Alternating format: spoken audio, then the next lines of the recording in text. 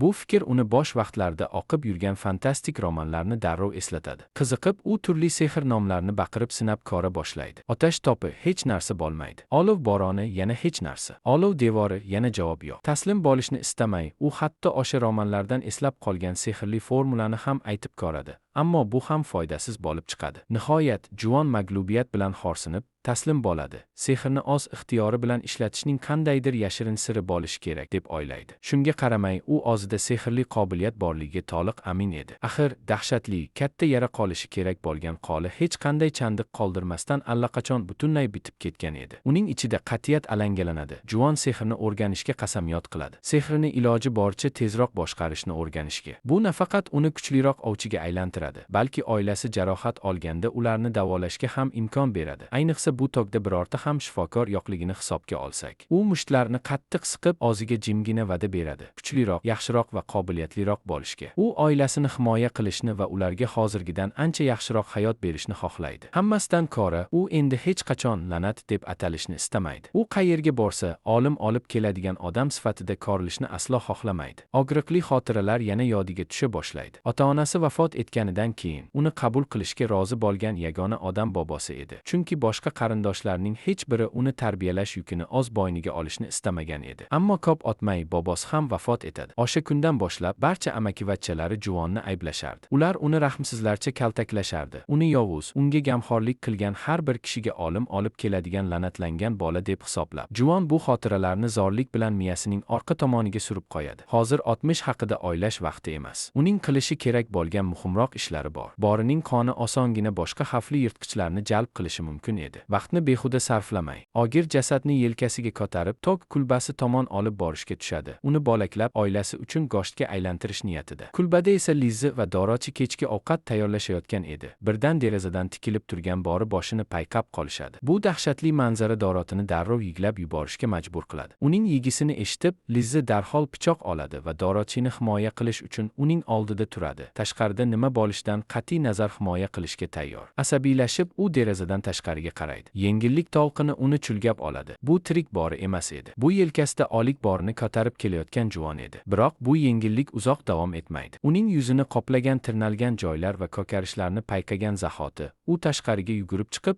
uning ahvolini tekshiradi. Lizzi uzoq o'ylamasdanoq juvon juda xavfli bir jangdan o'tgan bo'lishi kerakligini anglaydi. Aks holda u hech qachon bunchalik og'ir jarohatlangan holda qaytib kelmasdi. Juvon uni ohista tinchlantirishga harakat qilib, bular shunchaki bir nechta kichik tirnalishlar ekanini va hozir hammasi joyida ekanini tushuntirmoqchi bo'ladi. Lizzi uning so'zlarini tushunmasa-da, uning yuz ifodasi va muloyim ohangidan uni tashvishlanmaslikka ishontirmoqchi ekanini his qiladi. Oylab ham o'tirmasdan u to'satdan o'zini, qo'llarini uning atrofiga orab, mahkam quchoqlaydi. Bu kutilmagan quchoq juvonni butunlay hayratda qoldiradi. U hech qachon Lizzining birinchi bo'lib bunday qadam tashlashini kutmagan edi. Dorochi ham tezda ularga qo'shilib, uning tizzalarini kichkina qo'llari bilan quchoqlab, qanchalik qo'rqqanini aytishga urinadi. Ikkalasi ham bir-birining tilini tushunmasa-da, so'zlarsiz ham juvon ularning naqadar xavotirlanganini aniq his qiladi. Bu anglash uni gunohkorlik hissi bilan to'ldiradi. U o'ziga ularni hech qachon yig'latmaslikka va'da bergan edi. Ammo hali bir kun ham o'tmasdan, u allaqachon o'sha va'dasini buzib qo'ygan edi. Ertasi kuni ertalab, hamma nihoyat tinchlangach,